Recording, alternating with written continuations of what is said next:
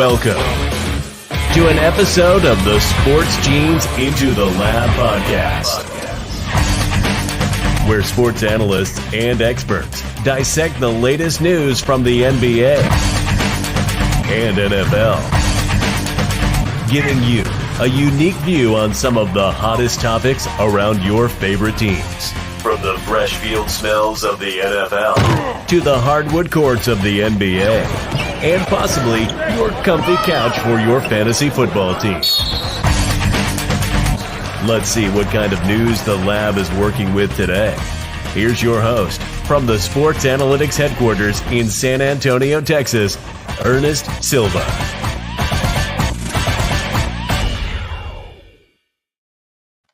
We are back. We are back. We are back. ITL is back. That is right. It has been a while. We got three studs on the camera. Guys, Chattanooga was fantastic. The Super Bowl was fantastic. And we're here to finally fucking talk hoops. I'm excited. I'm your host, Ernest Silva. Add into Lab Pod is where you're watching this on all your platforms, Twitch, YouTube, Twitter, and the wonderful Facebook. Thank you for joining us tonight, all one of you, and I appreciate everybody else who joins on tonight's show. I am joined by a brand new show that has joined the Sports Network of Society. That's right. You might know him as Kenny Cotterell. I know him as Kenneth Cotterell. That's right, at Comp Hedge Pod. What's going on, bud? You know, I figured it was time for me to make my long-awaited return to ITL because if there was an ITL Hall of Fame, I mean, Ernest would induct himself first. But after that, that's true. Then you got to have the back-to-back Pick'em champ as the second. Sorry, Steve, you're not here to defend yourself. I'd be the second inductee into the ITL Hall of Fame. So excited to chat some hoops tonight. Well, I mean, hoops is our game, Kenny, so it wouldn't be right to not start off college basketball and NBA without you. But since I have you and you have the spotlight and I have your name still highlighted, what is your new show about? What are you doing? So I stopped doing Shoot or Shoot. You know, I think it ran its course. I did about 90 episodes. It was a great project, but I wanted to do something a little different. So the Competitive Hedge podcast, you know, it still is sports. It's not just basketball. We talk a lot of different sports, but it's also coming from the betting side of things. You know, I've got great sponsors over at Bet99. I love to promote their stuff over there. And so, you know, I do my daily betting newsletter, which is the Hedge Report. And then I also have my show, Competitive Hedge Podcast. We don't even have official days anymore. It's kind of just when things are happening, what's exciting in the sports world, what we can talk about from a betting perspective. So that's what Competitive Hedge Podcast is all about, and super excited about it. I'm super stoked to have you on the show for the first time. We used to have those guys that shooters shoot, and they used to win just absolutely fucking everything, and it was terrible. So does this mean that like I'm no longer like back-to-back Pick'em champ? Does that mean that like Kenneth Cotterell was back-to-back, and now Kenny Cotterell is now going to be entering the third NFL season? That's what we're talking about there. You replace the old Cotterell person, and Coach Peanut says, all hype to the new show. I'm all about it too. Yeah, I'm excited. But you're not the only guy that's on the screen. The other guy, sponsored by Modelo, is the producer. What's going on, Londo, my man? What's going on, bud? Hey, what's going on, guys? I figured, you know, I can't produce tonight, so I'll just jump on, be your audience. Let's talk some hoops today. I know nothing about college ball, so I'll just sit here and laugh, you know, have people enjoy my beautiful face. No, I'm kidding. No, you're absolutely right. Your tag says everything on the screen. I'm very excited to have you here joining us, Londo Mendoza. You can follow him at Londo429. What's up, Sam? I see let me see this. So that is right, Sam Fashion Londo. That is right. Yeah, you know each other. It's a friend from work. That's right. A friend from work. Very excited to have you on, Londo. Today is full of nonstop basketball action. It kind of goes into tune, right? We are all guns a-blazing. Green light. ITL Hoopathon is happening in August 6th to be exact. We're going to be in Cape Cod, Massachusetts. I'm very excited to be there for that. Excited to see Harlingen's very own triple-double go up against the Sims Academy with former D-League MVP Courtney Sims representing that academy. So very excited to be working with Courtney, and very excited to see the two programs going head-to-head in a charity matchup. But guys, Don't worry. I don't want you to worry about our podcast tonight. That is not a glitch on your screen. That is right. That is Glitch Energy. Glitch Energy, proud sponsors of the show. Use your code BCMG for 25% off today. That's right. The mothership Blue Collar Media Group bringing tonight's episode to you. Glitch Energy, glitch with a Y, glitchenergy.com is where you can find them. 25% off. I love Glitch Energy. You get free care packages. It's been fantastic. Coach Peanut says, let's go Ohio State. Go Cavs. Ew. But Cavs are a great story this year. We're going to talk NBA storylines. I didn't even include that, but we'll probably mention that later on tonight. Kenny and I were challenged tonight with college basketball. We're going to start right there. College basketball coverage. And we have a doozy for you. We're going to debate the top 5 college basketball players right now. It's going to be interesting because we didn't put any caveats to it. We said, hey, top 5 college basketball players. And I asked Kenny right before the show, I said, did you do the top 5 NBA prospects or top 5 college basketball players? And he said, we'll see. So, I mean, I don't even know what my list is, to be honest. So we're about to go right through it. So let's do it, Kenny. We'll start off with number 5. Who's number 5 for you in college basketball right now? So I did it as NBA prospects. Okay, beautiful. Okay. I did the same thing. You're good.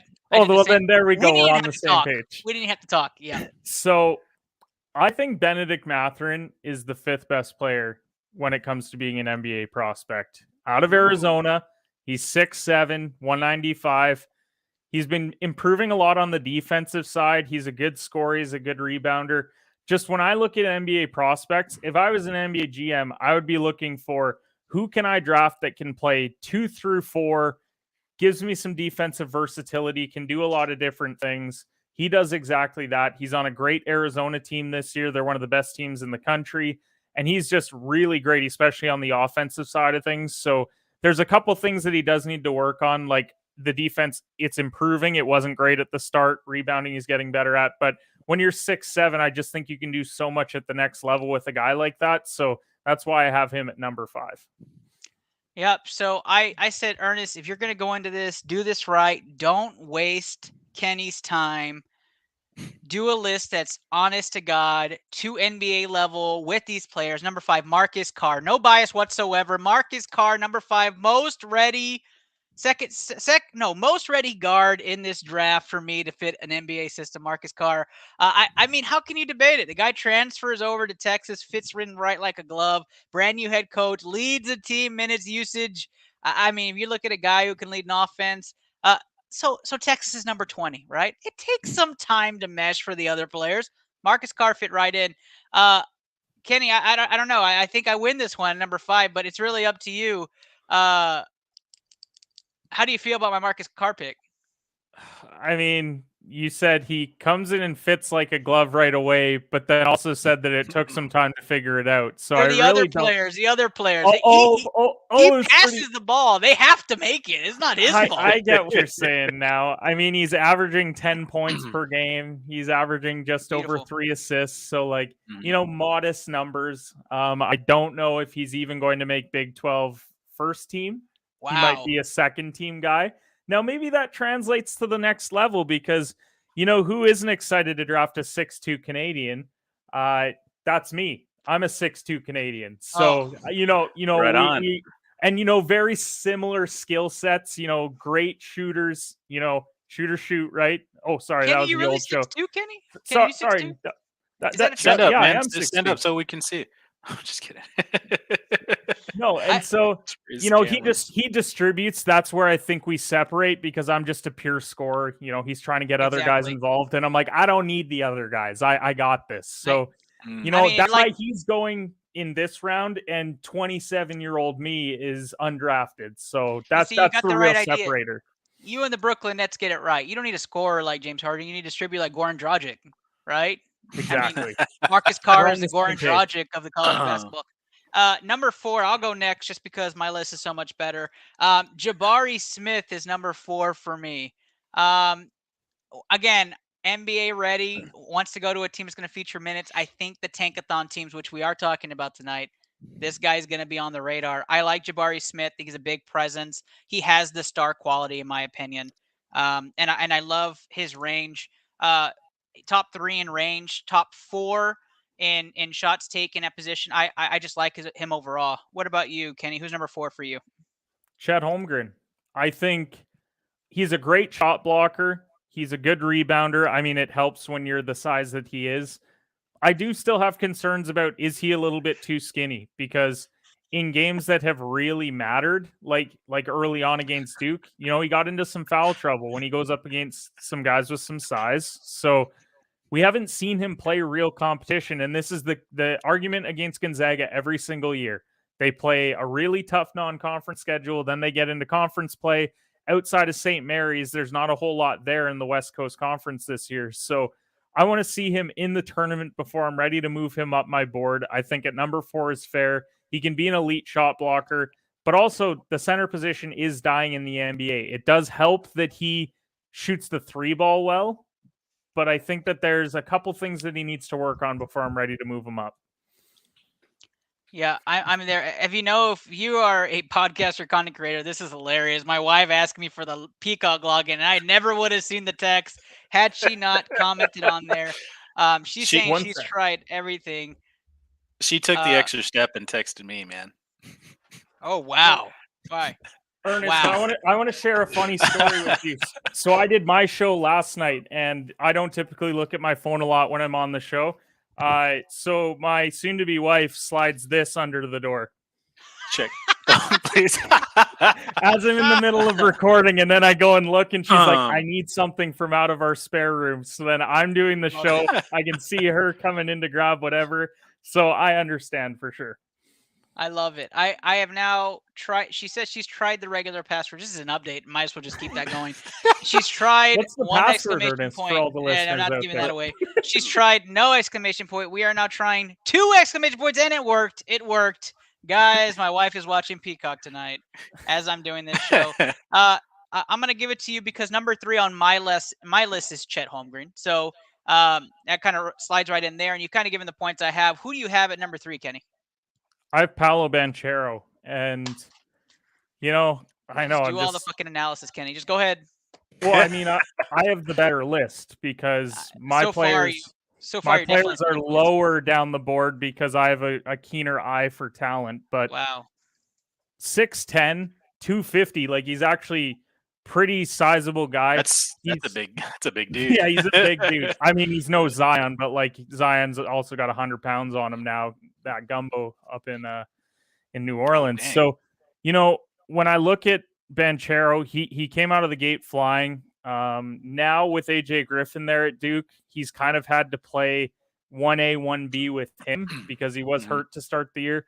But I just look at this guy, 6'10", can hit the 3 ball. He's solid in the post. He plays good defense. He does a lot of things well. He could work on his handle a little bit more, but I think Banchero, to me, this is a top 4 or 5 pick draft. I think once you get past that, then you're really reaching for straws. But I think, you at number 3, if Paolo's there, you're ecstatic. If he's there at 1 and you love him, you could draft him, and I don't think anyone would think otherwise.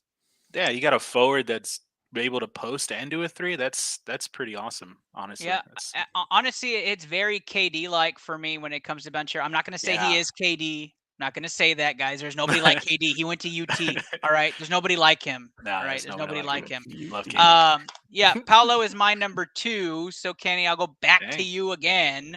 What is your number 2? Jaden Ivey. Okay. That's not my number 1. Go ahead.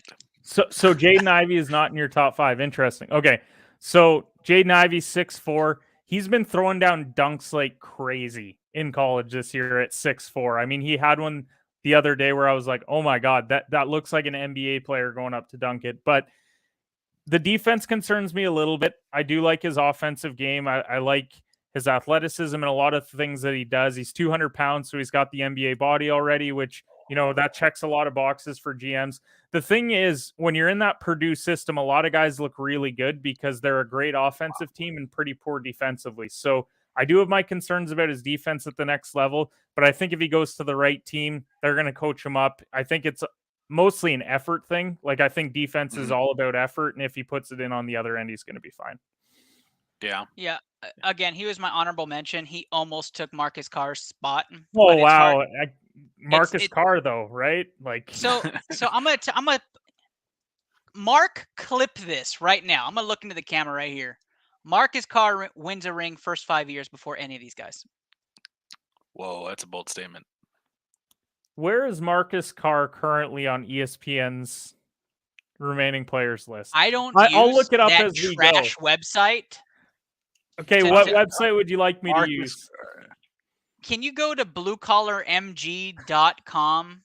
No, I'm just kidding. I was going to say, what are you writing an article right now that just says Marcus Carr number one? It would have been a really good plug. Marcus Carr number one. Really good plug.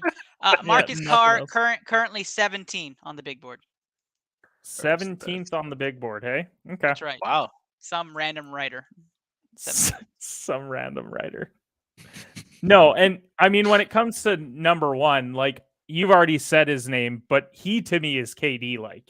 It's Jabari Smith. Oh, I didn't want to put it on his name because Banchero has the hype for me. But like Smith to me, like 6'10", 205, that's very KD like, just like his overall frame.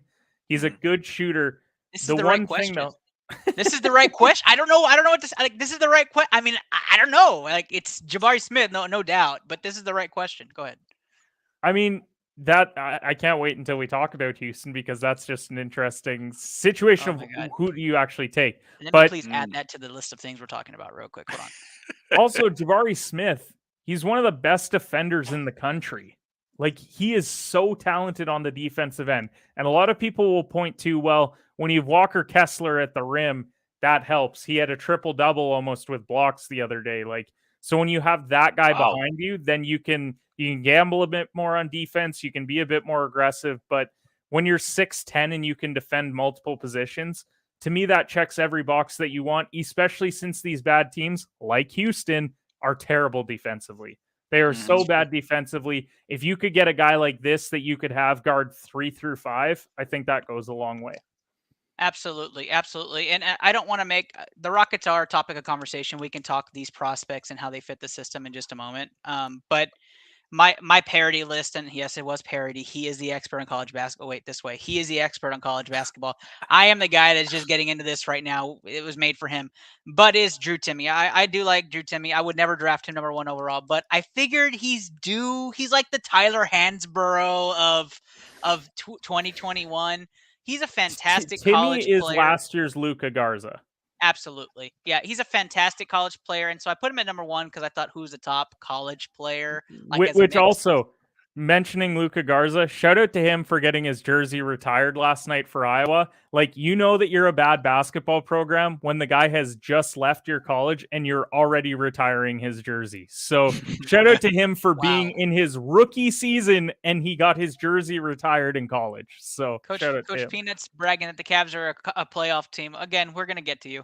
But yes, so Drew Timme, leading that Gonzaga team, he stayed another year because he knew he's really not probably the NBA material out there. It's not his gig. I think he thought he was National Player of the Year. Last year? I think coming into this season, he thought, I'm going to win National Player of the Year. I play at Gonzaga. We're going to win. We're going to lose 2 games all year. We're going to look really good on paper. And then Oscar Tshiebwe happened and Kofi Cockburn happened. Like there's just so many guys that are talented. And now he's kind of gotten lost in the shuffle. It's almost like the NBA MVP where because he plays with a guy like Chet Holmgren, it was like when Steph and KD were together. Like they're not going to win MVP because they take away from each other. It's 1A, 1B. Right. So one game it's like, man, Holmgren, he had 20, 15, and 5. And then the next game it's like, well, Timme had 25 and 8 tonight. Like, so I think he's run into that issue. I completely agree. I just think, the Zags don't win it again this year. It's going to be so difficult to defend them going forward. It's because they're going to lose both players. Holmgren's going in the draft. So it's going to be very difficult for them as a program. But let's move on. As much as I want to go over how much my list was better, let's talk actual teams and the storylines. And we'll go to CBS Sports, not some other website first, and talk about the top 25. Kenny, anybody? I don't want to spend too much time on 25 through 10, but let's talk. Any big standout programs here for you, 25 through 15? 25 through 15. I like Arkansas. They're sitting at 21-6. They started out slow. They were projected. I think when I did my preseason rankings, I had them in that like 10 to 15 range. They start slow, but they have been rolling over the last while. They just had a tough win against Florida at Florida. So I really like this Arkansas team. And when you're playing in the SEC, you get to see Auburn and Kentucky and Florida, and you get to see all these tough opponents all year. So they've just been getting better and better as the year goes on. I think it's just a great recipe for success. They're building off of what they had last year with Moses Moody. He obviously leaves for the draft, but they now bring in some really talented guys there. So Arkansas is a team that I'd keep an eye on. And to be fair, Texas as well. Texas at 20. I had them as a top 10 program heading into the season, but I did say I think they're going to start slow. When you have that many transfers, it's going to take some time to figure it out. But is it a team that could peak in March and really make a run? They really are. And so I think they have a great opportunity to do so. From a betting perspective, 15-1 odds to win the Big 12 tournament. I think it's worth a sprinkle. You know, speaking of Texas and Marcus Carr, Timmy, gosh, I lost my train of thought. Forget it. Yes, I absolutely think Texas is the right little highlight here on this board. They did win tonight by 9, so covered my spread. Thank goodness. But Texas is one of those teams. Exact same reason, right? So many transfers, and you have all and Chris Beard by himself. I mean, that's another transfer, right? I mean, Texas is just a whole new program. So seeing them mesh down the road, you said it earlier off script, right? But Texas will probably end up making that run in the Big 12 tournament. It's going to be that sleeper 3 seed probably, and make that run. I do think Texas gets out of the first round finally again in the big dance. Hopefully, they will be the winners in my bracket, of course. Why wouldn't they be? They're like the Cowboys. You believe in them every year, and then you get let down. But the big one for me on this list is USC. I think USC has some quality wins. They had a great non-conference schedule, and they win close games. And when in the thick of it, they have a deep program. They run about 10 deep every single game. I'm a big fan of the program. I obviously am not a fan of USC, but I am a fan of this team.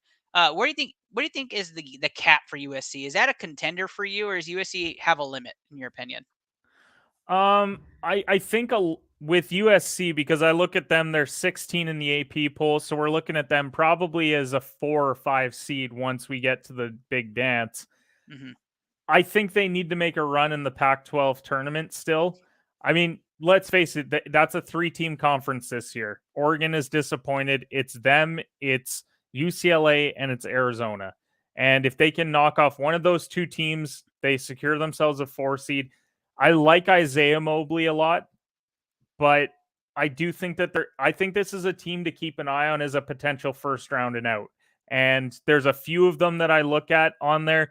I tend to fade Big Ten teams when they get to the big dance. Like Ohio State, they basically have EJ Liddell and that's it. So I'm concerned with them that they're going to be a 6 seed, potential 11-6 upset. Same thing with Iowa. I know that they just beat down Michigan State, but on Garza's retirement night, I mean, they were always going to throttle them. I didn't know it because I bet on Michigan State, but it was always Iowa. So I look at a lot of these ranked teams, and I'm not sold on a lot of them. I really love the top 10. I think the winner this year is coming out of the top 10. That's easy to say because you're picking a 1 through 3 seed to win, but I do think that it's going to be one of those teams in the upper echelon, we should say. Yep. That takes us over to the top 14 through 4, and I stop at 4 because I like to discuss the 3 teams at the top more in depth. But if you take a look at 14, it's Houston at 22-4, and you're probably scratching your head with a 22-4 record. It's a Houston team that's really made some runs the last few years. The problem is that they've lost 3 of the last 5, right? So they're in a bit of a slump. That's a team to watch out for me. Always have a great program, always leading the league in defense and transition points. Fantastic call out there for me. Lots of Big 12 teams, Kenny. Lots of Big 12 teams on this list. Who stands out for you 14-4? So I want to talk about Houston first. I think once they lost Sasser for the season, I kind of jumped off the Houston train. I really liked them at the start. I thought, okay, they lost. What the heck was his name from last year that went to the draft? I can't think of it, but I'll think of it. That guy plays for New York. Oh, yeah. Grimes. Grimes, yeah. Grimes was great for them last year, and he ran alongside Sasser. So this year I was like, okay, they replaced Grimes with Edwards, and they're going to look really good. And once they lost Sasser with the toe issue, then I kind of jumped off a bit. But Houston, they're a fun team. I do think that I'm going to keep an eye on who they get in that first round, just because I do have my concerns. Just anytime you're not in a big 5 or 6 conference, you're always going to have concerns about competition. Like you just said, they're 22-4, but who they beat in the last 6 weeks, and there's not a lot there. And they have losses. I like UCLA still. I mean, they went to the Final Four last year as an 11. Now they run it back with essentially the same team. So I think they're dangerous. I love Texas Tech. I think Texas Tech they're battle tested. They beat a lot of good teams. They beat them earlier in the year, though. They've kind of struggled a little bit as of late. So that's a little bit of a concern. I think Kentucky and Duke are always going to be tough outs because Calipari is a great coach that has a veteran roster, which is not something that we talk about very often with Kentucky. Normally it's, okay, what freshman is it this year? Well, Ty Washington's been hurt, and it's been Oscar Tshiebwe from West Virginia that's been doing it for them. So they're going to be a tough out because they're a deep roster. Duke, yeah, they got 4 losses, but they're by a combined 9 points. So every game that they've played has been close this year. All their losses, I should say, they've blown out a lot of teams as well. They beat Gonzaga early in the year. They beat Kentucky early in the year. The question is, did they peak early in the year? And now that they've been in probably the worst Power 6 conference in the ACC, you haven't played anyone for a while. So they barely squeaked out a win against a weak Virginia team tonight. They get North Carolina coming up. So let's see what happens in Coach K's health as well. We saw him on the sidelines just a week ago, and he was away because he had some health issues. So it looks like he's stepping away at the right time. And, I do hope that he's well enough to coach through the postseason and he gets one last run at it. But yeah, there's a lot of fun teams here. I'll continue to say I hate Kansas. I refuse to take Kansas to the Final Four in any of my brackets. I think Bill Self's an overrated coach. And overall, I hate Kansas. So I just don't see them going very far, despite the fact that they are the highest seed out of a Big 12 team. Yeah, I still think Texas is a team to beat out of the Big 12, not Texas Tech, but we'll talk about that probably on another show for another day. But we skipped over Providence, and for good reason. We're both not very high on Providence. However, the Source podcast and their model plus 8,000, right, for that, and they say book that to win the championship, plus 8,000 Providence. If you're a follower of the Source, part of the BCMG family, I'm going to say go put a $5 on it, guys. Go put a $5 on it. It can't hurt.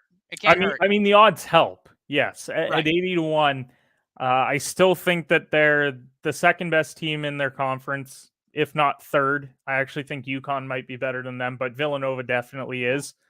I think it depends on how they finish the season. Like, they've been red hot as of late. They've won 9 of 10, and they've only lost 3 games all year. Now, the quality of wins, let's see once they actually get into the March Madness side of things. And they're down 2 in overtime right now with 2 minutes left to Xavier. So maybe looking at another loss right now. But when we talk about the top 3 teams, and we haven't touched on it yet, obviously the Zags are number 1. They're always up there. They're always number 1. The schedule helps them to have a very difficult non-conference and then have it pretty much coast to the NCAA March Madness tournament. Arizona and Auburn, not exactly in my top 3 to start the season. Maybe you had it different. I did not predict this top 3 right here.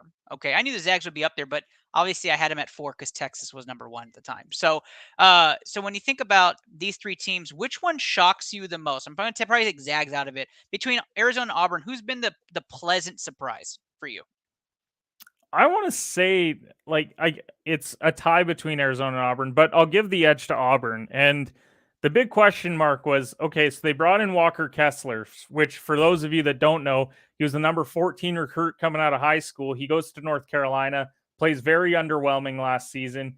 And so then he heads to Auburn, and it's like, okay, which version of this guy are we going to get? Are we getting North Carolina, or are we getting the number 14 recruit in the nation? And we've got the number 14 recruit. And then when you have a guy like Jabari Smith, who I have number 1 on my board as well, you get a 1-2 punch that's incredibly lethal for them. They're also a very deep team. They've still got Green, they've got Johnson that provides some secondary scoring as well. So, this is a very talented roster in a very good conference. And the fact that they're the cream of the crop in the SEC this year, I had them probably 3rd to 5th range as far as those teams went, because for me, it was always Kentucky.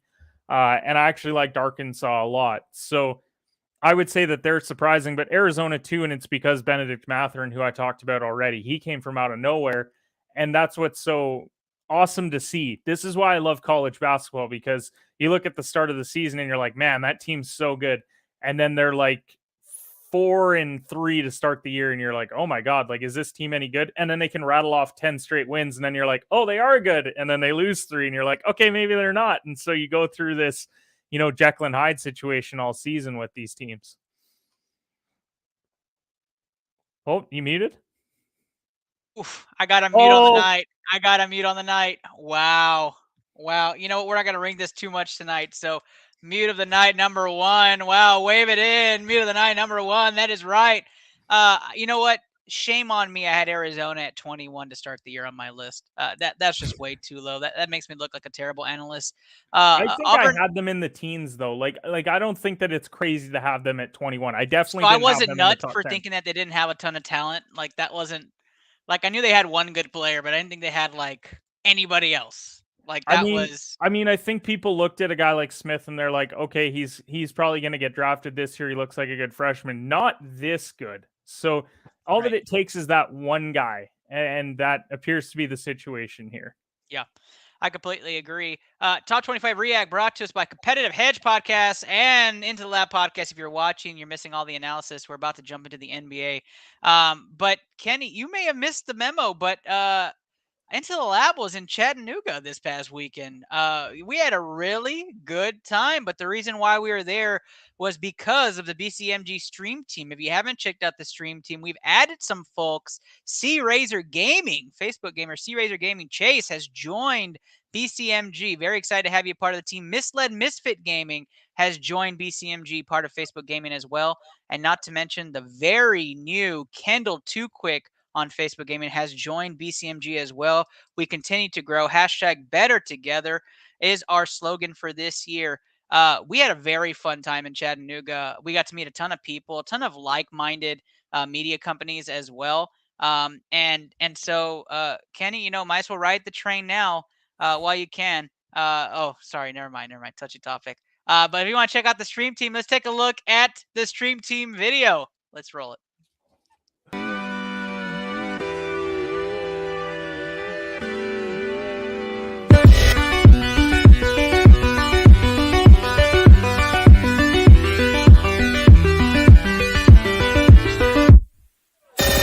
And then you can access your stream deck with your mind.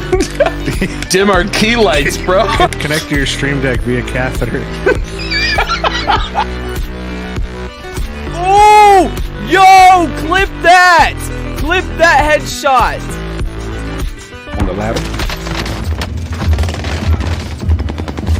You got both of those. One more down. I got it.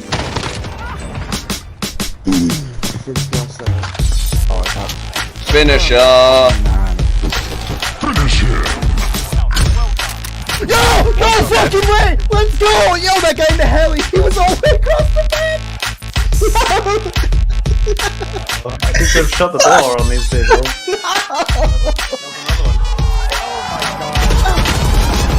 Oh my god! That flick! Tough battle. Get him! Got him! Beautiful! Another handful down. That's it. Okay.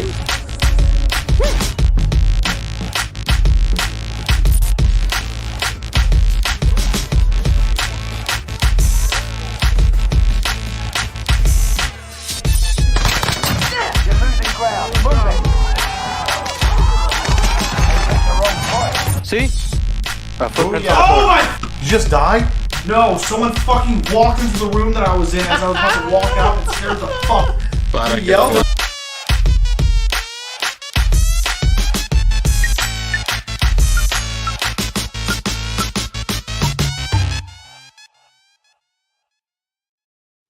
I tell you what, it seems that we change up that video every now and then, but we're gonna have more changes coming with the new additions. Very excited to have more people on the team, and excited to make some changes. But guys, Con Nuga was so fun. Big shout out to Sam Fashion for running those panels. We'll be doing much more when it comes to conventions. Kenny, you should come with us. It'd be a lot of fun if you join the group and head out there too. No? All right. Round 2 is NBA coverage. That's right. Ring the bell. Boom. And we're starting NBA on ITL the first time this year. That's right. Season 3 NBA action coming at you. And why not start with the fat man in Philly? That's right. James Harden joins Philadelphia and Ben Simmons on his way to Brooklyn in a deal that packaged around Seth Curry and Andre Drummond. And I think we're missing Paul Millsap in that deal, and some picks over to Brooklyn. Kenny, I would love to start on this. I feel like I'm too passionate on the subject, though. So why don't you start things off, and then I'm just going to critique throughout the way. I mean, we have 2 quitters getting traded for each other.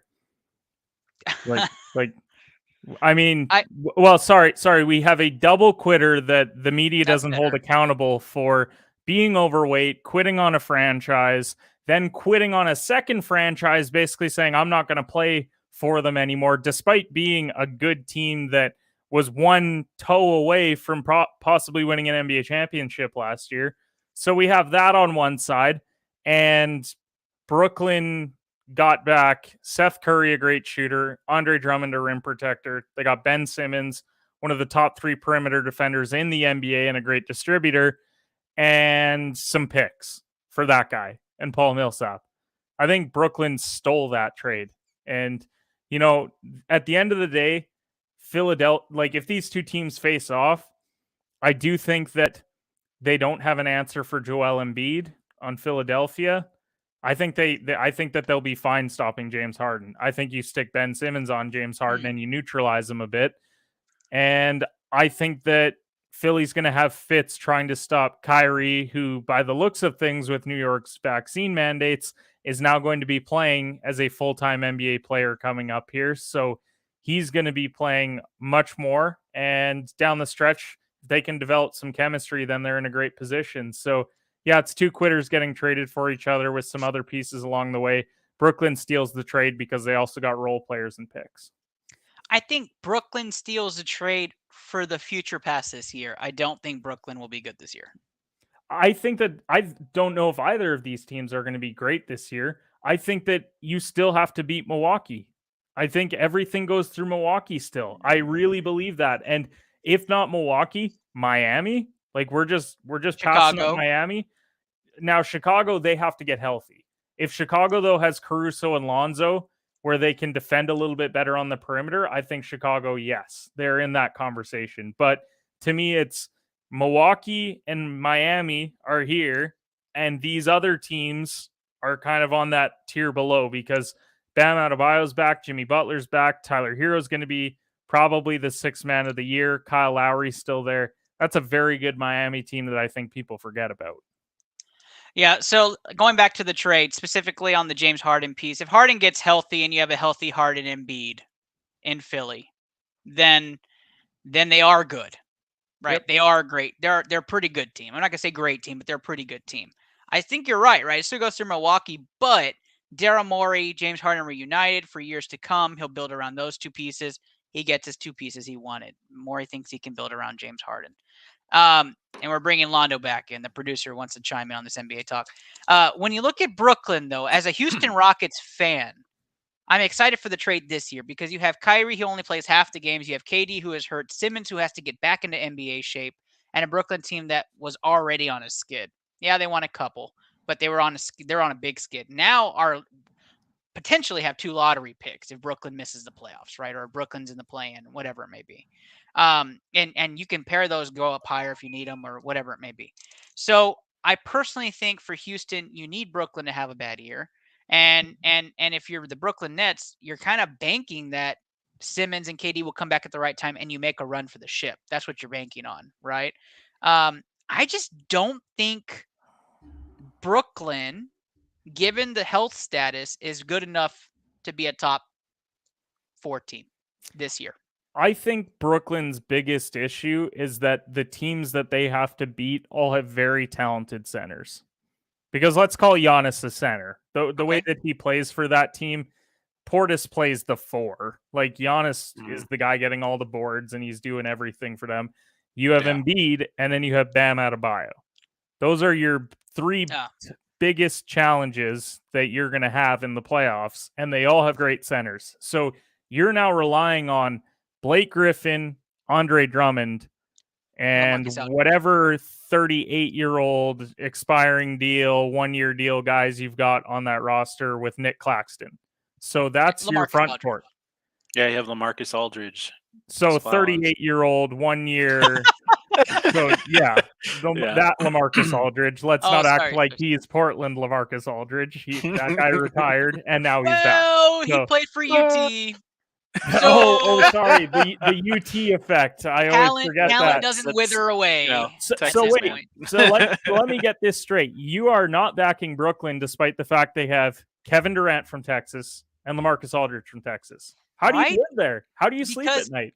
Here's the reason why. Is because I have the Brooklyn first-round pick. That's the whole reason why. I said they'll be good next year. So you throw alumni out of the way if it means the Rockets getting a top 5 pick. Well, because that's my team. I'm not a Brooklyn Nets fan. Yeah, no, that's fair. That's fair. It's fair. You don't back your guys when they get to the league. It's fine. Can we go back to how Harden's a big double quitter? That's a much better topic for this conversation. Brooklyn gives up their future. James Harden spurns them. Has there been a bigger spurn in NBA history? I don't know. Vince Carter? No, not as big. I thought that too. Vince quit on them. He told the other team their plays in games. Like, hey, we're going to do this on the last shot. Did he ruin them for 5 years? Yes, because he refused to play. And then the trade package for Vince Carter was Alonzo Mourning, who never played a single game for the Toronto Raptors, I might add, and the Williams brothers, not the good ones. Wasn't White Chocolate, wasn't any of the good Williams that we've had. Jay Williams, not any of those guys. It was like Aaron and who cares Williams. Ouch. So I guess so. I guess he burned them in that sense, but it's a healthy second. Yeah. But I mean, we've never seen a guy do it twice. No, Harden did it twice. He did. So it, and this is what bothers me is that it's like we give him a pass because it's like, man, I can't wait to watch Harden and Embiid. Like we're allowing him to get fat, have Houston bail on him because he refuses to play. Then you go and play with KD and you don't like your role, so you flat out quit on them and say, I'm not going to play for you guys anymore. He was a healthy scratch for those last remaining games, so he was clearly refusing to play. And we're just going to give him a pass and say, like, man, I hope he goes and gets that ring. We hold this him show to a will different not give him a pass. This show will not give him a pass. To a different standard than we have other star players. We shit on KD, we shit on LeBron, but then when Harden does it, then it's like, oh, okay, we're just going to give a guy a pass for quitting. That's right. He is wrong until he comes back to Houston. Absolutely. Let's move on. CJ McCollum on his way to New Orleans. And another storyline for the NBA this year. CJ McCollum being paired up with the Stars with Zion Williamson, who also has questions on whether he's going to be there long term and actually play basketball. So Kenny, I'll go to you on this one too. I'll start in the next one. How do you feel about the Zion McCollum pairing? Well, I mean, they haven't even spoken words to each other yet. So, like, that's alarming. I mean, it's been, what, a week and a half, 2 weeks? You haven't reached out to a top, let's call CJ McCollum a top 40 player in the NBA. That's like the absolute worst. He's a top 40, probably 30 player in the NBA. I'll go top 30. We'll meet in the middle. So you don't reach out to him. You still have Brandon Ingram. Like, you have a legitimate opportunity to have a big three in New Orleans. Absolutely. If Zion plays to the capabilities that we've been saying that he can get to. Now, he has another surgery, likely, but New Orleans didn't even include him in their season ticket package that they sent out. They said, come check out the Pelicans with CJ McCollum, Jonas Valanciunas, and Brandon Ingram. Wow. Wow. I didn't... So you don't even include him in that. And, everyone's giving Zion a pass. And like, I know JJ went on like ESPN and he was saying like Zion's not a great teammate. He's a detached teammate, I think is what he called him. So we're just supposed to say this is fine. Well, he's in New Orleans. So, it's okay that he's acting this way. It's not okay to quit on a franchise. They invested a lot of money in you, a lot of capital in you. And I don't even think he's trying to get back to 100%, to be perfectly honest. I don't think that you're that overweight, have that many setbacks, if you are at least trying to get back and play for this team. So, yeah, does it look great on paper? I would love to see those three play together. I think it'd be so much fun to watch CJ and Ingram with Zion battling guys down low. I think it'd be great, but I don't know if it'll ever happen. I really don't. I had 2 takes on Zion Williamson, and they're bad. And you know what? We're gonna say them anyways. Kenny. Terrible Zion Williamson equals Tyler Hansbrough, hands down. That's just the career he's gonna have. He's gonna be terrible in the NBA. And is he not just Greg Oden? So that's my second take. Is that he's Greg Oden? Yeah, that's my second take. So okay, that's not necessarily fair though, because at least Zion was an all-star once. At the very least, if he never played a basketball game, he averaged like 26 or 7 in a season and was an all-star. But that doesn't give him an excuse for being overweight, not being committed to your franchise. Like, why would a team want to go after this guy? Right. And the franchise knows he's not giving it 100%, or they wouldn't be doing the stuff that they're doing. Like you mentioned, not putting him on the marketing promotions. I just think that there is more to it than we know, right? Maybe the injury is more extensive than we thought. Well, they're talking second surgery on his foot. So it clearly is an issue. But Right. is this caused by extra weight? Could be. Let's be honest. If you're 25 pounds lighter, you're doing some work in the pool. You're making sure that you're doing all these things that aren't causing stress on that foot. Then are we having this issue? Because we knew when he got drafted that weight was an issue. And from day one, it was Zion needs to drop 15 to 20 pounds minimum to have a sustainable NBA career. And he's never committed to it. He put on the freshman 15 and he left college. Freshman 50. That's what he's looking like. So, and I'm a Duke guy. I thought Zion was the next big thing in the NBA. There's a possibility that they made the wrong decision. Now, hindsight is 2020. You're never going to actually draft Ja Morant, but you look back on it now and you're like, man, you could have had Brandon Ingram with CJ McCollum and Ja Morant. That could have been what you have today, and instead you have Zion, who we don't know. Trade for a big somewhere, right? You make a trade for a big somewhere. Well, Valanciunas has been great. So but don't you dare! No, I'm not having Valanciunas slander. I think he's a great center. Wow, let's move on. Baby Bulls are no longer babies. They're making some moves. The Bulls are outstanding this year, lacking a big man presence. They still have done great. DeMar DeRozan looks like he's at his peak. And I said it. And Lonzo Ball and the misfit crews of Chicago look fantastic. The guard and wing positions have been great. Kenny, the ceiling I have for the Bulls is the Eastern Conference Final. Is that fair? Yeah, I think the matchups have to play out really well for them. I think it'd be great if they could actually get like Brooklyn, because I think Vucevic could get away with not playing defense because he's a great offensive center. He is a terrible defender.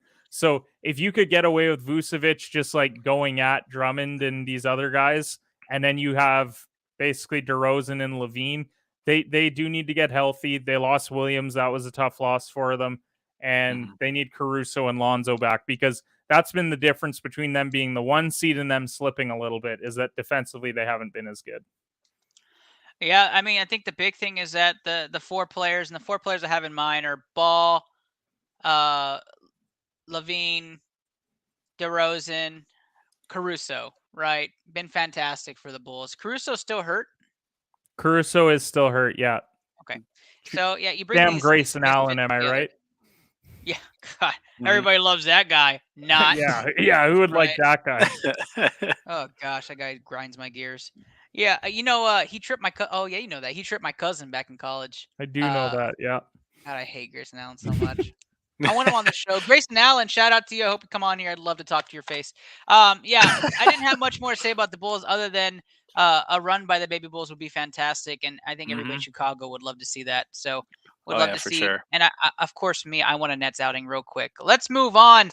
The Golden State Warriors are back on top, Warriors playing fantastic, and so is Clay. That's a big storyline coming out of San Francisco. Are they still? They're still in San Francisco. That's where they're at, right? Yeah, I think so. Didn't they move building? The Oracle is where? Oh man, you're asking a Canadian to do U.S. geography here. You're absolutely correct. Oakland. It was in Oakland. Right now they're in San Francisco. That's right. Okay. So scratch that last piece, Mark. Please edit that out. So the Golden State Warriors are back, and so is Clay, playing fantastic, looking like the Splash Brothers of old. I'm not going to say it's fool's gold. I think the Warriors just have deep team with the Splash Brothers. You just install back Clay, all of a sudden they're looking great again, and winning. Couldn't win when it was just Steph by himself. Let's not even go on that topic. I don't want to trigger anybody. Oh my God. But they can win when they're together. Kenny, Londo, for me, the Warriors are not the deepest when it comes to the front court, but they're probably one of the deeper teams in the backcourt. Probably safe to say, probably top 2 in the backcourt. And so that's what gives them a chance of making a deep run in the West. However, I still think it's Phoenix to lose for me in the West. Do you agree with that statement? It's tough to not go with the team that went to the finals last year and has continued rolling this season. And I was very critical of them when I thought they didn't make enough offseason moves to really go after it. And Chris Paul's, what I think will be his last shot at winning an NBA title is this season, at least being a star player. Like, who knows? He might go sign with Brooklyn, because apparently that's where every washed up 38-year-old goes. Yeah. So the West to me is wide open. I really believe that, we talk about Phoenix and Golden State, but like, we're not really sold on them. Like right. I don't think that we're like, they are the clear-cut teams to beat. Like, to me, Utah could give them a good series. I could see Luka having a magical series against them. I could see the Lakers coming from out of no. I'm just saying that. I don't actually believe that. Terrible take. I don't actually believe that. Hey, sorry, I had to throw my terrible take in. Wow. No, but there's a lot of teams where you look at them and you're like, man, in a 7-game series, I could see them giving them a run. I don't know if they'll beat them, but I do think that they would give them a good series. And if Denver gets Jamal Murray back with the way that Jokic is playing, I do like that team. Which Jokic is the MVP this year. That's my take. I'm tired of the Embiid discussion. I really am. Jokic doesn't have his 2 best co-stars, and he has Denver very competitive in the Western Conference, putting up. You can't give MVPs to teams with losing records. So Kevin Porter was out. So we'll have to go with somebody else. But I agree. Yeah, same. I agree. Warriors, they've been doing great, but. It's hard to say at this point. I don't know, but I think they will. I mean, it's a good chance. Londo likes the Warriors to make the finals. I do. I really Nuggets are only 8 games above 500 too, so that's it. Just an average team. Bunch of chumps over there. Also, Memphis. I would love to see a Memphis run. I don't know if that's a tough team to beat if Ja plays MVP Ja. Because they have, like, Brooks could give you 20 any night. Jaren Jackson could. Desmond Bane could. Yeah, but when he's not MVP Ja, he's broken jaw, and it does not look good. You can't chew up the competition whatsoever. Wow, that's a good one. Can we talk about the headline everybody's been waiting for, right? The Houston Rockets are on the path of the Warriors. That's confirmed. I mean, just tons of young talent. Kenny, I really am looking forward to your take on the Rockets, because not only do we have the Rookie of the Year last year who didn't get the title in Jayshawn Tate, but they have the Rookie of the Year this year in, wait for it, Alperen Sengun, who's easily the best rookie right now out of his class. So the Rockets have all this young talent. I'm going to spin a minute on the Rockets. How can somebody spin a minute on the Rockets who are like 4th to last in the NBA? It's because they're such a bright future, guys. Read the headline. So you have Jalen Green, who has been good. Has not been great or outstanding, but has been good. Very good. You have Alperen Sengun, who has played way above his draft price, should have been top 5 pick at this point. And then you have Jae'Sean Tate, reigning rookie of the year, and Kevin Porter Jr., who's probably comeback player of the year, in my opinion. And the Rockets look really good, right? They're like 2 max players away from being a championship team. So that's my take, right? Kenny, what do you think about the Rockets? First of all, they're 3rd from the bottom. They're not 4th from the bottom. That's even better, Kenny. That made my night. Like, that's even better. Did you watch Jalen Green in the slam dunk contest? Second dunk was the best dunk of the night. So you also watched him miss 9 dunks in a row, right? No, I skipped that part. Because that's the Rockets season and franchise in a nutshell. Yeah, but again, we don't live off dunks. We live off the 3-pointer. But you guys don't even do that well. I guess that's true. But we don't need to right now. So you do know that you guys are I do hope that you 22nd understand in 3-point percentage, so you're not even really lighting it up. They're losing on purpose. Like, we understand this, right? This isn't like news because the Lakers, they lose trying to win. The Rockets lose trying to lose. The Lakers also won a title a couple years ago, so let's pump the brakes on that. Houston's a hamstring away from winning one also, but we won't even talk about legacy. Let's just keep going. They lost 7 straight going into the break. As you said, they're not trying to win basketball games. They're doing a great job of that. They are. They're really trying to lose. Master. Like, they're really trying to lose. You guys are locked in on that. I feel like the only possible way is to win at this point. They won in San Antonio when I saw them, though. Christian Wood. Oh, that was a great game. Is he sticking around long term? No, he's gone. And so you're going to ship him out. You should have shipped out Eric Gordon at the deadline. You didn't, for whatever reason. I don't get it. There were so many teams. We wanted first. The 2 guys that I had circled at the start of the year of like get them to a different team. It was him and Terrence Ross on Orlando for the same reasons. They could give another team something, and you guys could at least get some assets back for them. And now Terrence Ross, what happened to him? So instead, you decided to bring in Dennis Schroeder. So So enjoy not getting the ball passed to your young players that need to be taking shots because Dennis Schroeder's going to take all those shots himself. Have you seen the highlight reel Dennis Schroeder has done for? You know what? I'm just going to roll Dennis Schroeder highlights for you in a Houston uniform. So Dennis Schroeder averaging 12 and 7 since he's been in Houston, which is fine. But you just went out and got a score first point guard when you have a score first shooting guard, a score first small forward, a score first power forward, and a center that apparently you just want him to be Magic Johnson now by distributing the ball to everyone else. Is that what you're looking for? So what we're looking for is to build a core of players that can, 1, be shot creators, absolutely, but 2, but 2, be ready to win a championship. And I just want everybody to look at championship caliber Dennis Schroeder, who's wearing a Houston Rockets uniform. And I mean, what's the score of that game? They're playing Phoenix. You look at the score, Kenny. Wow, we're actually tied right now. Game. Matter of fact.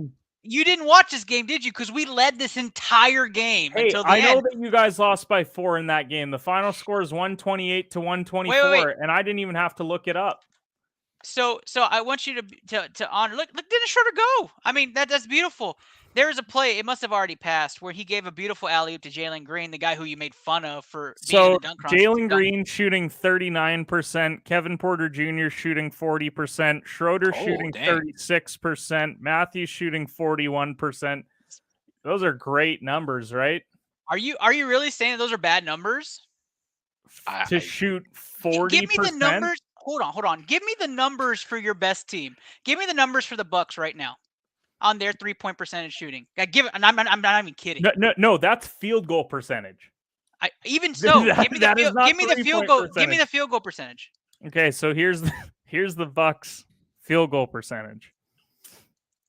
54, 43, 50, 48, 42, 46, 49, 53. Give me the who's. Give me the who's. Give me the guards. Give me the two Well, starting guards. 53% was for Linda Winnington. So That shoots 2 shots a game. No wonder okay, it's 50%. so I'll give you Pat Connaughton, 46%. Okay, and how many shots? Shots. Let me see here. See, here's the whole thing, Kenny. But while you're getting that information, Connaughton's averaging 10 a game, so he's taking shots. So you're comparing Connaughton to Jalen Green, or let's just say Kevin Porter Jr., who takes 21 fucking shots a game, compared to Connaughton, who shoots 10 shots a game. I'm just giving you your shooting numbers. You're the here's one real. selling Here's the real deal. You can future hate of the on Houston young Rockets. talent. You're trying to sell me on the future. I'm selling it. I'm saying you're putting 19 and 20-year-old guys oh my on the God. court. And this is the problem with you bottom feeders of the NBA. You are going to sit there and say, it's a good thing we're losing games. Wow. It's a good thing we're missing shots. Man, we get a top 5 pick next year. We're killing it. We just franchise drafted of the Los Angeles Lakers for 10 years. all rookie second team onto our roster. The scrub with the franchise of the Los we Angeles drafted Lakers. Jalen Green, who's not even guys, top 5 in rookie of the year this year. Man, we're good. You did nothing for 10 years, and LeBron bailed you out. And that's a fact. So you're gonna come after the Lakers? I'm talking about the Lakers of late. Yeah, I am. So the Los Angeles Lakers make the playoffs despite playing terrible basketball. I mean, the Rockets were relevant for this entire decade until we lost James Harden. How many years since the last title? I don't know, 20, 25. So now you're going to come after the history, right? So we're going for the future here. We're talking about the future right now. The future is bright for Houston and meek for LA, but that's fine. We'll just keep it going here. Once Jabari Smith comes back to the Rockets and we have all this talent and we're winning championships, we'll see who's bottom feeders at that point. You are bottom feeders and you know it. If you want to, okay, I'll tell you right now. Would you rather have the Lakers roster right now compared to 4 years from now than the Rockets? Of course I wouldn't. Okay, then. So we're not going to be bottom feeders for long. They could still win a championship this year. Who? The Lakers still could. I'm not saying they're going to. I'm just saying it's not out of the realm of possibility that LeBron and AD figure it out. 0%. They have no chance. I mean, it's not actually 0 if they're in the playoffs. 0.1. I mean, they're going to be in care. You can give them they're going to be in a play-in game. 0.1%, maybe. Yeah. Okay, and I'll give that to you. It's a terrible take though, and I don't. I just said that I would take Houston's future over them, but that doesn't mean that they are currently good right now, which was the entire discussion when I called them bottom feeders, which is what a bottom feeder is when they're a bottom 3 team in the NBA. But not by design. Bottom 3 team by design. I'm sorry, I didn't agree with you. By design. The Rockets were made with Microsoft Paint. Yeah, I'll take that. But secretly behind the pixels, easily NFT. Easily an Etch-a-Sketch. Zoom in real nice. NFT. Once you zoom in, it's NFT mixed into the big fat L. It's like cryptocurrency. We're like Doge right before a shot to the moon. We're like the 0.00007 of Doge. Shoot to the moon, eh? You're right there. Yeah. They're called the Rockets for a reason. On a rocket. But I will say this: once Smith joins the fray and we add those max players, the Houston team to beat West for years to come. Warriors path. That's what we're looking at here, and we haven't even talked Deshaun Nix. You won't even talk about the Vipers, number 1 in the G League, number 1 in the G League. Man, that's a tough pill to swallow for the league. League's on notice at this point. All right, let's take a look at those NBA playoffs. Might as well, we're on the topic. Then we're going to go straight to NBA Tankathon where we can look at how great the Rockets are losing and take a look at that. But the NBA playoffs, if they happen today, the NBA playoffs would look a little something like this. And the Los Angeles Lakers were definitely the team we wanted to look at. But we'll start with the East. Kenny, you were talking about the Miami Heat. They're number 1 right now, tied with the Bulls. I love the Bulls. You love the Heat. I would love to see a Heat Bulls Eastern Conference final, personally. 2 teams that started off with their rosters, went all in. But when you look at this, the Bucks lower because of some injuries.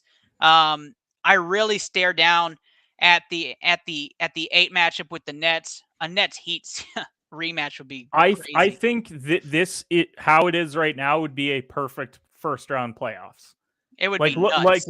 look at it top to Yeah. bottom. So we're assuming that probably the Hawks beat the Hornets, but then the Nets beat the Hawks. So let's say it's 1 through 8.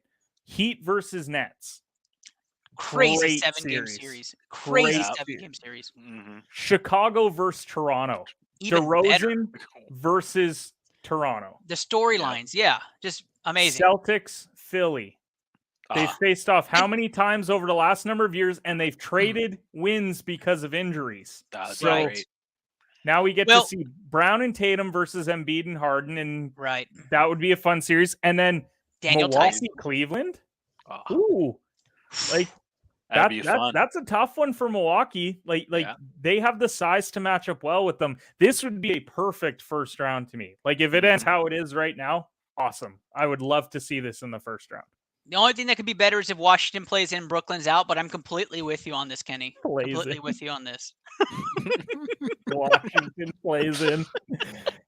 We need to switch Washington over to the West. Lakers, Wizards, Kuzma revenge series. Like that's what we really need. That's what we're really waiting for. That'd be great. That's the NBA Finals we want. Wizards versus Lakers. In this scenario here, though, let's just say the Bucks. I think it's close, but the Bucks win in 6. This is way down the line, right? But let's take a look at this. You probably get Bucks, Heat. Probably Bucks, Heat. Yep. And then you're going to look at Bulls, 76ers. Bulls, 76ers, maybe? I would like to give Boston some credit here, but maybe. If Harden doesn't get in shape, Boston pulls that out. Well, let's just say 76ers, Bulls, Bucks, Heat. You're probably leaning Bucks in that Heat matchup, right? I'd lean Miami. I think they. Oh, okay. I think they actually know. Like, here's the thing: did they get swept last year? Yes, but the year prior they also beat the Bucks. So they added Lowry. They've got some veteran leadership there. Hero's playing at a much higher level than he was last season. So you're talking about bubble tournament Miami, though, right? Yeah. Bubble tournament. Oh my God. Yeah, that championship doesn't really count. Anyways, we're not going to go there. So you did just go there. You're saying Heat. You're saying Heat Bulls is your Eastern Conference. Let's roll down. We don't want to talk championship yet. It's too early. Okay. Let's look at the standings here. Why are the Spurs and Rockets highlighted? That's cool. But the Suns are at 1. We talked about the Suns and Warriors quite a bit. Grizzlies, you're a big fan of Ja. The Jazz, Mavericks, Nuggets, 4, 5, 6. Wolves, finally getting some recognition there because everybody else is just so bad. Clippers without their stars at 8. And then you have your Lakers at 9 and Blazers at 10. So in this situation, we're looking at some pretty lopsided matchups in round 1. But you're saying that the Lakers probably beat the Blazers, will definitely beat the Clippers. And I don't even know I said probably. The Lakers would come out of that plan. And then you have Lakers Suns in a rematch round 1. Which, let's not forget that before the injuries, they were up 2-1 in that series, looking like they were going to take game 4. So look, this team is not as good as it was last year. Not at all. Healthy, because we know why. It rhymes with Westbrook. Oh, sorry, it is Westbrook. But yeah, it's Westbrook. But that would be a fun series. I think it would, just because it's LeBron as an 8 taking on a 1 seed. Golden State, they'd wipe the floor with Minnesota. It's not even close. I think it's a 5-gamer though. Like I think Minnesota figures out a way to win at home, just with Towns and Russell and Anthony. They'll figure out a way to win 1. They'd have to keep Towns. Yeah. And then Grizzlies, Nuggets. That's a good series. No, to be honest, flip Dallas and Denver. A Denver-Utah game would be nuts. Okay, Denver-Utah again. Remember when it was Jamal Murray and Mitchell going back and forth a couple years ago? Yep. Great series. But then you get Ja versus Luka. Oof.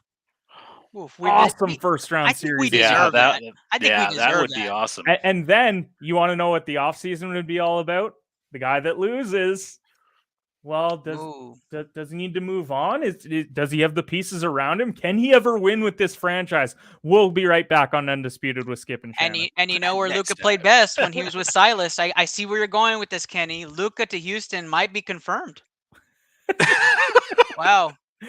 You somehow took the bottom feeders Wow. and inserted them into a playoff matchup between John and Luca. Good for I you. can't believe it. I can't. It's great. Kenny, I might post that if you're okay with that. I might give you credit. So yeah, so you see my source, Kenny Carter, over at the My Competitive source. Edge podcast said Luca to Houston confirmed. I'm gonna say Suns, Warriors, Grizzlies, Nuggets come out in those series. If we I flip would those. go Suns, Warriors, Jazz, Mavs. You're saying the Mavs upset the Grizzlies, Well, yeah. In the scenario where those are flipped, right? Like, Yeah, I don't know if it's the other series, then I would go Memphis beats Denver, Utah beats Dallas. Yeah, I So don't the want top Ja four in seeds. Houston, so I'm hoping for Dallas to lose. So then you get Ja versus Steph, and you get the Jazz complete roster against the Suns complete roster. That'd be great semifinals. It's a big man semi at that point for Phoenix, Utah. Might be the last run for Utah. Had to take a look at that roster sheet. But I think if Phoenix They gets did that just ship matchup, out Ingles, so I don't know what their situation is like now. yeah, Phoenix would advance. I think we're looking at a Phoenix Golden State Western Conference in that situation, no matter what. Which they are the two best teams in the conference. So They are. They are the two best teams. Memphis, like as I said, there'd be a lot of fun series. Memphis might be a year away. Like they might just need to develop a little bit more. Bane come into his own. Same with Jaren Jackson. Ja continue to get better. Like we forget that like Ja is still incredibly young. He's not hit his peak yet of what he could be. he's not even close. No. And then Utah, this is their last run, I would hope. Like if they run it back again, then it's just because they don't know what to do. Dallas needs to actually get Luka a second star, and Minnesota keep building what you're building. If I think if even them being in the playoffs this year keeps Towns, I really do. You really do think that? I think so I'm not as because he sold. looks I'm at not his as sold. backcourt. Like where else is he going? That's like an enticing situation. And don't say Houston. That's an I was about enticing to say situation. that. to me. That's not It's enticing enough for me. You're downgrading if you go from D'Angelo Russell and Anthony Edwards to Kevin Porter yeah. Jr. and Jalen Green. Yeah, I agree with that. I just meant But- it's enticing. I didn't say it was as good. He could. I mean, there's a few teams in there that like could be fun. Like, what if New Orleans decides F you to Yeah. Zion and they send Zion and Valanciunas for Towns? Well, everybody outside Canada doesn't have Valanciunas as high as a regard. But Zion and Valanciunas.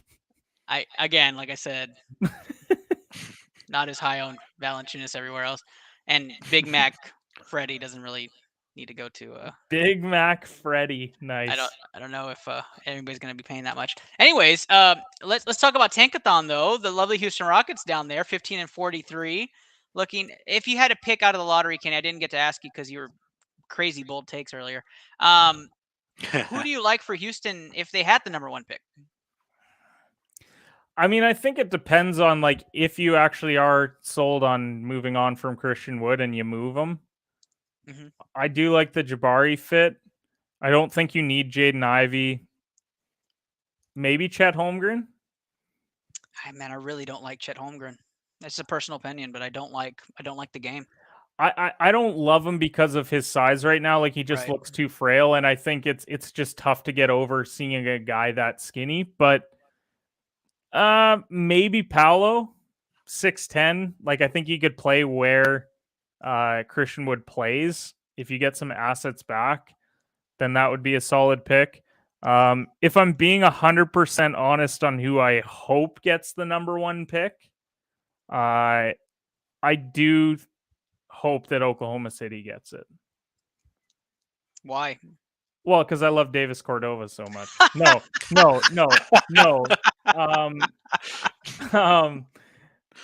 Because I feel bad for Shea. I feel bad that No. it's him and Giddey. And I like Giddey. I actually think those two could make a very dynamic backcourt where you have Giddey play like the taller point, but then you have Shea play like the shooting guard, go be the scorer that he is. And then if you go and add, whether it's Chet or Jabari or Paolo, I think you get some size, and then you're starting to actually build something in Oklahoma City. Because to me, I think they're by far the worst team in the NBA with the worst situation, because at least even Detroit, like, you have Cade, so let's see what happens. In Orlando, you just got Suggs, you got Wagner, you've got Cole Anthony. You're starting to build with a lot of young pieces there. Let them grow for a couple years before you hit the panic button. You watch an Oklahoma City game. You watch that Oklahoma City game, and you're like, oh my God, like, this is so tough to watch. They lost by 70 something points this year. Like, they lost an NBA game by 70 points. Wow. This is terrible. Houston would never. Houston wouldn't. They just missed 27 threes in a row. They wouldn't do the other stuff. They would on purpose, though. No, that one wasn't on purpose. That was a bad one. that one wasn't on purpose. We were trying to win that series. That was a real one there. That was a real one. Today's NBA coverage brought to you by the Competitive Hedge podcast. Kenny Cotterill joining ITL. We've hit the hour 15-minute mark, which means we're hitting our cap on tonight's episode. Our 45-minute episode went 30 minutes over. But we have some Thursday picks in the books. NBA action is back tomorrow night. I asked Kenny to give me 2 picks for tomorrow, and I'll have 2 picks as well. Kenny, you can start things off with your first pick for our parlay. First for the parlay, I'm going Phoenix Suns and Oklahoma City Thunder over 213.5. Beautiful. Phoenix Suns playing in Oklahoma City, 213.5. Mostly because I think the Suns are going to score like 120, and I'm just asking OKC to score 95, and it hits. So beautiful, beautiful, beautiful. I am taking the Chicago Bulls to win at home and cover -4 against the Atlanta Hawks. I think coming off the rest, I like Chicago. I've been high on Chicago, and I think they're going to come out rested and play very well at home. If you didn't follow yesterday, hit a big parlay with a lot of home teams. I feel like in basketball, that's kind of the vibe. Kenny, pick number 2. You give me your second pick, because actually college basketball lines just got released, and I think I have a good one that we could put in there. Okay, absolutely. I am taking the USC Trojans to win on the road against Oregon State -11. Opening line -11. Trojans to win at Oregon State. Oregon State's won 3 freaking games, guys. That's easy money. Put that in the parlay. That's easy money. Put that in the parlay.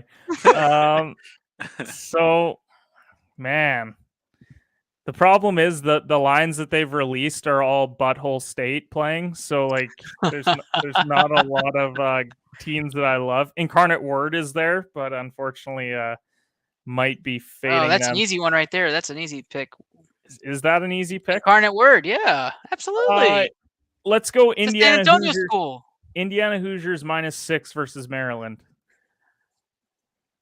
All right, going Hoosiers -6. Maryland are terrible, and Indiana actually has a shot at the big dance. So them playing at home, I think they're going to win by double digits. That's fantastic. That, if you have been watching, Londo, do you have 2 picks for us? Oh, For college or for NBA? Anything NBA. tomorrow. Tomorrow, college. Yeah, I'm gonna take a look at that Celtics Nets game. Ooh. And I'm a Celtics fan, so I'm gonna swing for the Celtics there. Just to win? Just to win. Celtics money line. Londo is playing in this parlay. Guys, this is big money. Do you want one more? No, I want Londo's one more before I get your 7th pick. Okay. That's fair. That's fair. Londo, give me one more. Oh yeah, you said Incarnate War's playing. I'm gonna take on that. Incarnate Word to win tomorrow? 5. Yeah. Who are they playing? +5. Who are they playing? I scrolled past it earlier. Houston Baptist Huskies. That's an easy win, Londo. That's an easy win. You're going money line on it. He's going money line on that one. Sound the alarm. It's a BCMG guarantee. Incarnate Word. San Antonio favorites. San Antonio favorites. Incarnate Word. All right, can you give us that wild card 7th pick in case people are feeling dangerous? Well, if we're feeling dangerous, then we're betting against Gonzaga. I also. Oh, geez, money line? Wait. San Francisco at home. We're not going to say money line, but I'm going to take the alternate spread, which will give you some plus value on it. Go to 6.5. plus 6.5. Ooh. All right. They keep it close. They don't win because Gonzaga is going to be too good and they win by 5. You know, I swear, Kenny, if I turn that game on tomorrow and they're down 24, I'm so pissed off. That's the thing about Gonzaga, though. There's been times where I'll turn it on and I'm like, man, there's 5 minutes left in the first half and they're only leading by 3. And then I go to the washroom and come back and I'm like, how are they up 28 points? I Like, know. what just That's happened? happened Like, so many times to me where Oh, I'm playing man. COD and I'm like, oh, this is a good game. 8-point game. I finished my game. 32 points. The hell happened in this game? oh, they just want a casual 24-0 run. It's like they're playing the Rockets. Jeez. Yeah. It's when you try to bench everybody and put in the backups and the vets to give them some time and, you know, tank on purpose. Anyways, that's today's episode of ITL. Londo, why don't you tell the people where they can find you? I'm only on Twitter. You can find me at Londo4292 on Twitter, Facebook, Londo429. That's about it. Thanks, Londo. For the first time You're in welcome. ITL history, the Competitive Hedge podcast has joined us. Kenny, where can you tell people to find your new show? You can find me on all social platforms at CompEdgePod. We do 2 shows a week.